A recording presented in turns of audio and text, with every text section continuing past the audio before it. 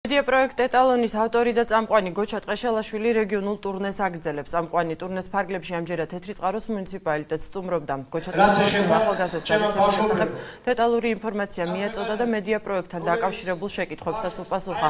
სტუმრებს თეთრი წყაროს ახალგაზრდულმა შემოქმედებით ჯგუფებმა სხვადასხვა სანახაობრივი წარმოდგენებით უმასპინძლეს.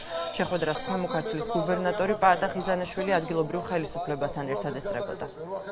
გრძელდება ჩვენი ტურნეები ეტალონთან ერთად ჩვენ ვცდილობთ რომ გამოვავლინოთ ახალგაზრდები, ნიჭიერი ახალგაზრდები, რომლებიც ასე მრავლადაა საქართველოში და ვფიქრობთ რომ ამ ადამიანებს მომავალში უნდა შეუწყოთ ხელი, რათა მათ თავიანთი პოტენცია ბოლომდე გახსნან. კავშირის სახის ღონისძიებები მნიშვნელოვანი არა მარტო როგორც ჩვენი მუნიციპალიტეტისთვის, სრულიად საქართველოსთვის, რამდენადაც ამ პროექტებით ხდება ჩვენი ახალგაზრდობის ინტელექტუალური პოტენციალის გამაღლება და დაფასება. ვაგრძელებ ჩემს მთელ საქართველოში, იმიტომ რომ თავი მიზანი არის ნიჭიერების ახალისება.